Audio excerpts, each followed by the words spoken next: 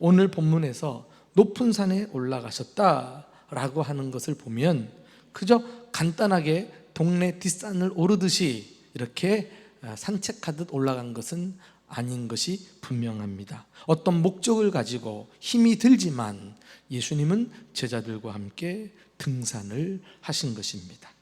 그렇다면 예수님은 왜 제자들을 데리시고 높은 산에 오르셨을까요? 그것은 예수님이 준비하신 산상수련회에 제자들이 참석해서 은혜 받도록 하시기 위함이었습니다. 산상수련회의 주 강사는 예수님이셨습니다. 그곳에서 제자들은 평생 잊지 못할 놀라운 경험을 하게 됩니다. 예수님께서 제자들이 지금껏 본 적이 없는 모습으로 변화되셨기 때문입니다. 자, 그 내용이 오늘 2절 말씀에 나오는데 함께 읽어보실까요? 자, 시작. 엿새 후에 따로 높은 산에 올라가셨더니 그들 앞에서 변형됐다. 여기 변형되셨다. 이 헬라어 단어는 완전한 변화를 의미하고 있습니다.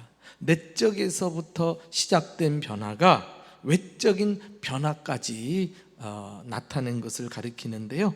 그러니까 단지 겉모양만 살짝 바뀐 것이 아니라 안팎으로 완전히 다른 형태로 예수님께서 변화하신 것입니다.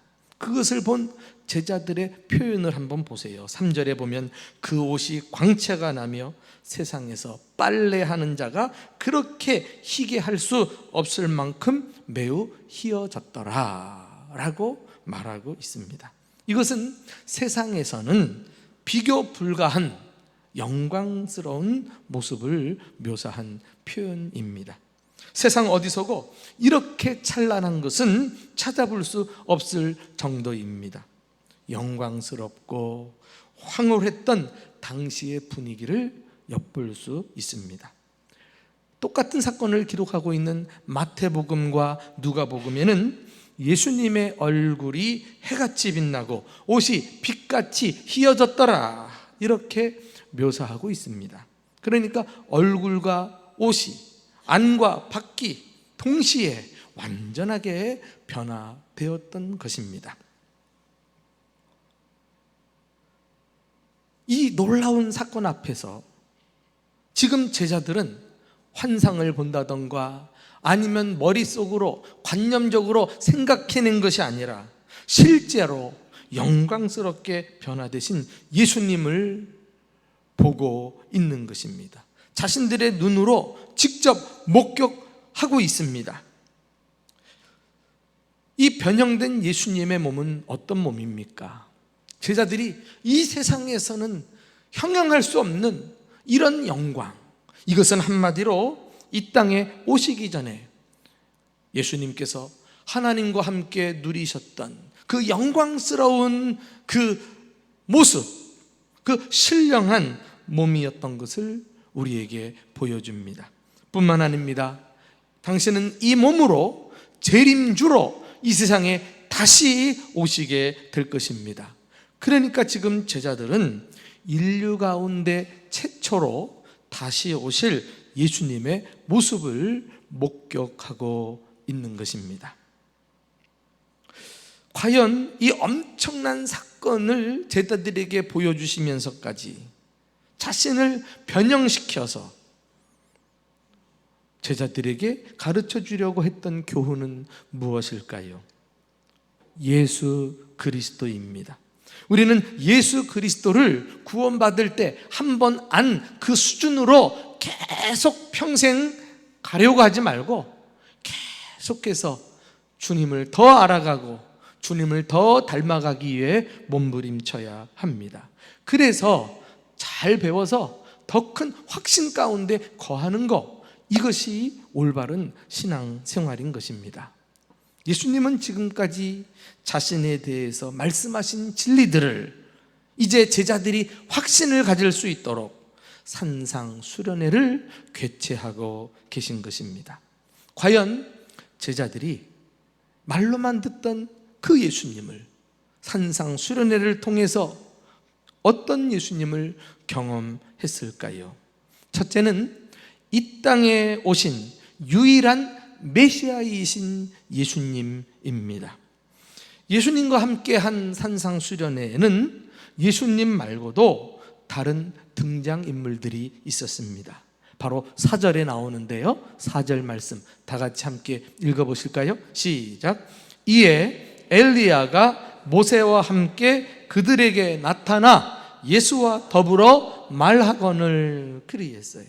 마태복음이나 누가복음에는 모세와 엘리야가 나타났더라 이렇게 기록하고 있습니다. 모세를 앞세우고 있는데요, 그러나 누구의 이름이 먼저 나오느냐, 이 순서가 중요한 것이 아니라 마태복음, 마가복음, 누가복음에서 두 사람의 이름이 모두 언급되었다는 것이 중요합니다. 그만큼 산상에 이들이 등장했음을 강조한 것이지요.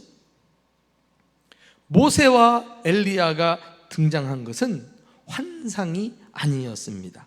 예수님의 변형이 실제로 일어난 것처럼 이들의 출현도 실제적인 사건이었습니다. 모세와 엘리야도 예수님처럼 영광스럽게 변화된 모습으로 제자들 앞에 나타났고, 제자들은 자신들의 눈으로 또렷이 목격하고 있는 것입니다.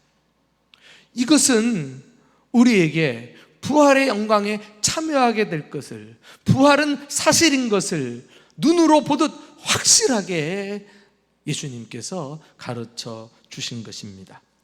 자, 우리 한번 이와 관련해서 골로새서 3장 4절 말씀도 함께 읽어보실까요? 자, 시작. 우리 생명이신 그리스도께서 나타나실 그때에 너희도 그와 함께 영광 중에 나타나리라. 할렐루야. 너희도 그와 함께 영광 중에 나타나리라. 성경의 모든 약속이 다 이루어졌지만 이제 남은 한 가지 약속, 부활. 예수 그리스도가 다시 오실 때 그분만이 오시는 것이 아니라 우리 또한 영광 중에 그와 함께 나타나리라, 부활하리라. 이 말씀을 지금 제자들은 앞서서 예수님이 개최한 산상수련회에서 확실하게 체험하고 있는 것입니다. 우리는 예수님께서 장차 다시 오실 때 그분을 따르던 모든 그리스도인들이 주님의 권능에 의해서 영광스럽게 변화될 것이며 함께 영광과 기쁨을 누리게 될 줄로 믿습니다. 그런데요, 이 모세와 엘리야가 영광스러운 자리에 당시 초대받았던 더 근본적인 이유가 있습니다. 예수님께서 당신이 참된 메시아이심을 밝히기 위해서 두 증인을 세우신 것입니다. 모세가 누구입니까? 그는 구약의 율법을 대표하는 인물입니다. 엘리야는 구약의 선지자를 대표하는 인물이에요. 그러니까 모세와 엘리야를 합치면 구약의 율법 그리고 나머지 선지서를 포함해서 구약 전체를 상징하는 인물이라고 부를 수가 있습니다. 이들이 등장해서 예수님과 이야기를 나눔으로써 예수님은 구약에서 예언한 하나님께서 보내주시기로 약속한 그 메시아, 참 메시아이심을 증명해 보이신 것입니다. 아마도 이 세 분의 출현은 제자들에게 큰 확신을 주었을 것입니다. 당시에 사람들은 예수님에 대해서 생각하기를 엘리야가 다시 살아난 자가 아닌가, 혹은 선지자 중에 하나가 아닌가, 이런 생각을 가지고 예수님을 바라보았는데 알고 보니 예수님은 이 땅에 오신 참 메시아가 아닙니까? 베드로도 말이죠, 우리가 지난 시간에 주는 메시아입니다 이렇게 고백을 했는데 이제는 고백한 정도가 아니라 자신이 고백한 것을 직접 눈으로 보고 확인했으니 이보다 더 큰 감격이 어디 있겠습니까? 우리 가운데 아직도 예수님을 4대 성인 중에 한 분이거나 위대한 스승 정도로 알고 계신 분은 안 계십니까? 예수님을 훌륭한 계몽가나 교사나 위대한 개혁자로 알고 계신 분은 안 계신가요? 오늘 예수님과 함께 산상수련에 참여하셔서 모세와 엘리야와 함께 변화된 예수님을 보면서 예수님을 나의 메시아, 나의 유일한 구원자로 받아들일 수 있기를 주님의 이름으로 축원합니다. 두 번째, 제자들이 깨달은 예수님은 영광을 얻기 위해 죽임 당하시는 예수님이십니다. 과연 당시 모세와 엘리야와 예수님이 함께 말할세라고 했는데 이분들이 함께 나눈 대화의 내용이 무엇이었을까요? 오늘 마가복음에는 그 내용은 빠져 있습니다만은 누가복음에는 함께 나누었던 대화의 내용을 기록하고 있습니다. 자, 누가복음 9장 30절, 31절 말씀을 함께 읽어보실까요? 자, 시작. 문득 두 사람이 예수와 함께 말하니 이는 모세와 엘리야라. 영광 중에 나타나서 장차 예수께서 예루살렘에서 별세하실 것을 말할세.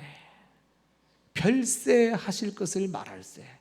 죽음을 주제로 함께 대화를 나누고 있었다는 것입니다. 그런데 우리말 성경에는 이 죽음을 별세라는 단어로 번역을 해 놓았습니다. 국어사전에 보면 별세는 웃 어른이 세상을 떠났을 때 쓰는 단어입니다. 그런데 헬라어 단어는 엑소더스라는 단어로 쓰여져 있습니다. 출애굽기의 이름도 엑소더스 아닙니까? 탈출 혹은 출발, 이런 의미를 가지고 있는데요. 그러니까 원어 그대로 번역하면 엑소더스 할 것을 말할세, 이렇게 이해를 할 수가 있습니다.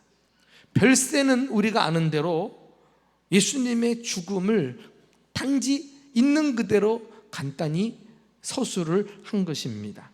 그런데 이 엑소더스라고 하는 단어는 예수님의 죽음을 좀 더 적극적인 의미에서 표현하고 있는 단어입니다. 다시 말해 예수님의 죽음은 죄로 인해 죽을 수밖에 없는 인류를 죄로부터 탈출시킨다는 의미를 가지고 있습니다. 그리고 탈출하면 끝납니까? 먼 날 이스라엘 백성들이 애굽에서 종살이를 하다가 엑소더스 하지 않습니까? 하나님께서 그들을 빼내시고 탈출시켜 구원하십니다. 그리고 끝난 것이 아니라 그 순간 종살이했던 이스라엘의 신분이, 지위가 확 바뀌어버리는 역사가 일어납니다. 그들은 더 이상 종이 아니라 하나님의 백성이 된 것입니다. 할렐루야. 그러니까 하나님께서 당신의 백성들을 전적으로 책임져 주시고 하나님께서 인도하시는 삶이 시작되지 않았습니까? 이것이 구원인 것입니다. 예수님은 이 구원을 위해서, 이 엑소더스를 위해서 이제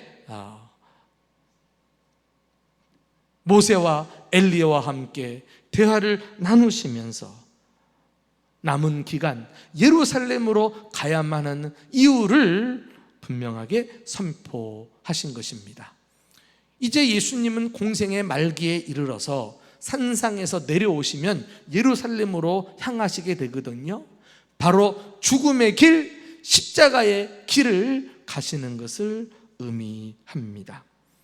우리를 죄로부터 탈출시키기 위해서 말이죠.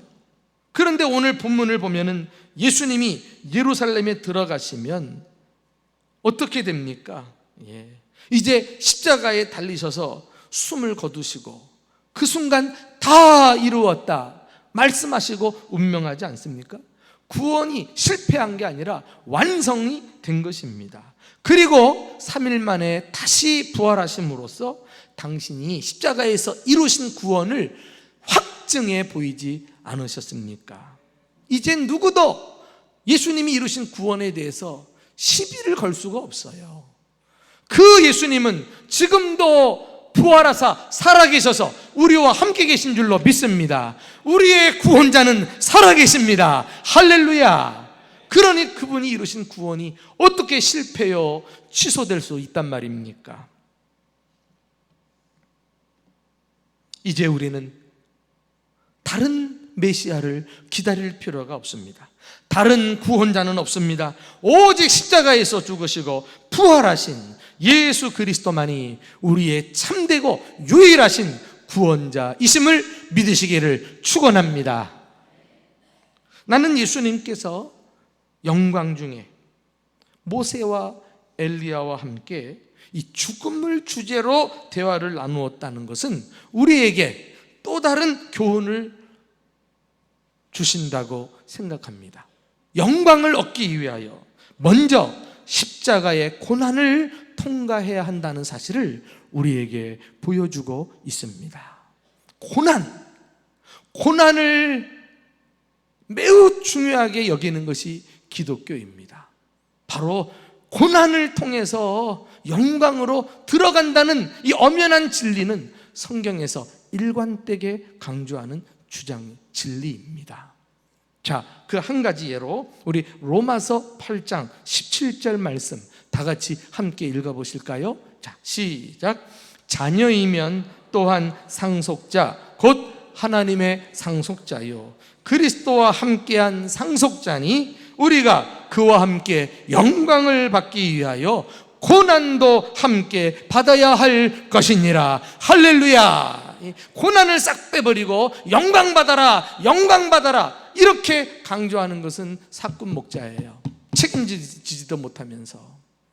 엄연히 우리는 예수님과 동일하게 구원받은 다음에 하나님의 상속자가 되었어요. 얼마나 큰 축복입니까? 그런데 그 상속의 내용 중에는 영광도 있지만은 고난을 받아야 한다.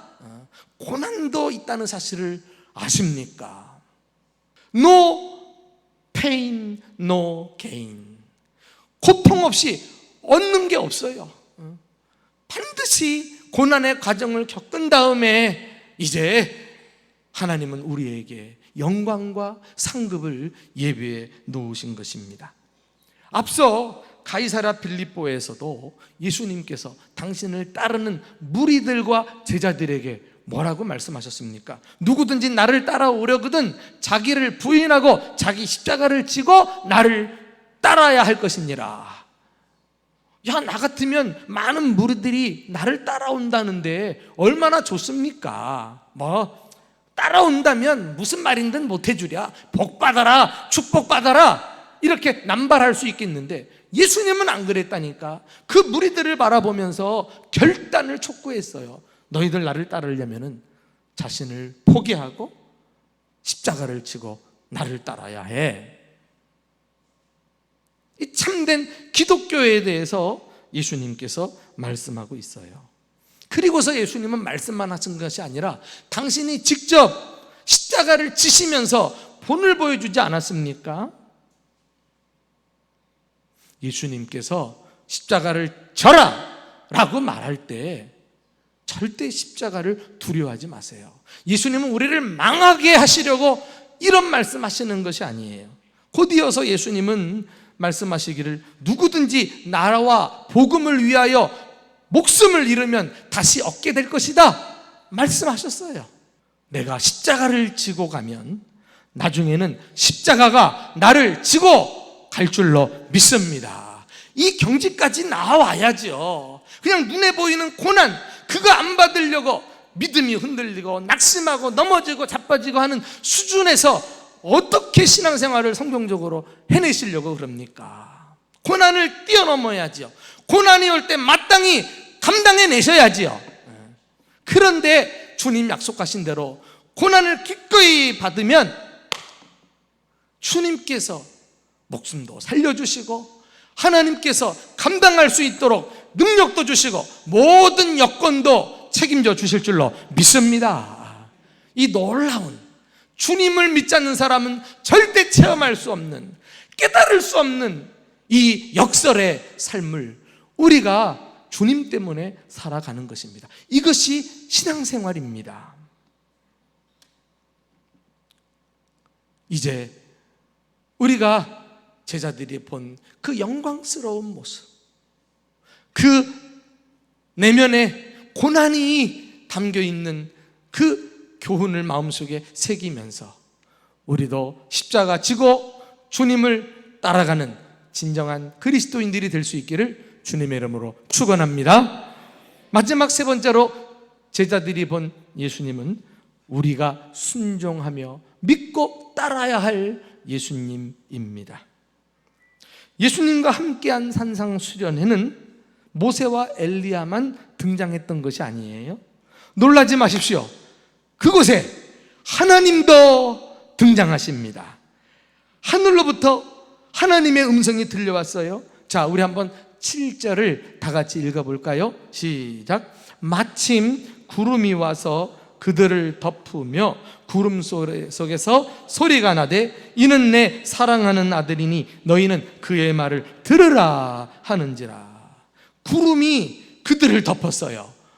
없던 구름이 순식간에 와서 그들을 덮었어요. 구름은 성경에서 사용될 때 하나님의 영광과 임재를 상징하는데요, 구름이 그들을 덮었다는 것은 그들 가운데 하나님께서 적극적으로 개입하신 것을 의미합니다.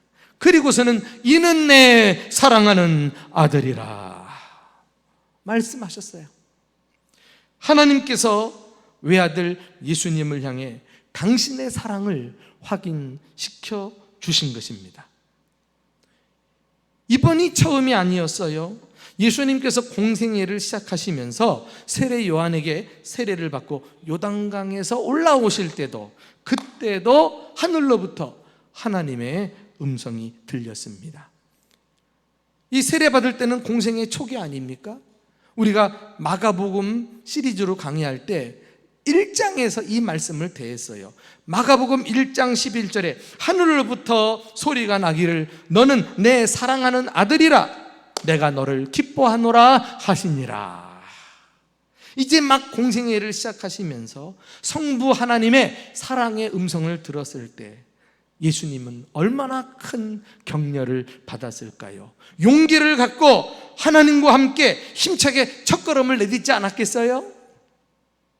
그런데 이제 공생의 말기에 말이죠, 예수님께서 죽으시기 위해 예루살렘으로 가셔야만 하는 이 힘든 상황에서 또다시 하나님께서 나타나셔 가지고 말씀해 주신 것입니다. 이는 내 사랑하는 아들이라.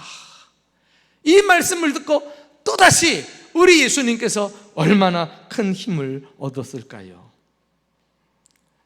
예수님은 하나님 아버지의 사랑과 격려를 한 몸에 받으면서 이제 예루살렘을 향해 담대히 발걸음을 옮길 수 있었던 것입니다. 사랑하는 교우 여러분, 예수님의 아버지가 되시는 하나님은 또한 우리의 아버지가 되시는 줄로 믿습니다. 하나님은 우리가 어떤 상황에 있는지 그 힘든 처지를 아셔요. 그리고 우리 삶에 찾아오셔서 말씀해 주십니다. 너는 내가 사랑하는 아들이다. 너는 내가 사랑하는 딸이다. 이 시간 각자가 하나님의 사랑의 음성을 들을 수 있기를 축복합니다. 그래서 이 고통의 자리, 절망의 자리에서 뻘떡 일어나서 사명을 향해 힘찬 발걸음을 내드릴 수 있기를 주님의 이름으로 축원합니다.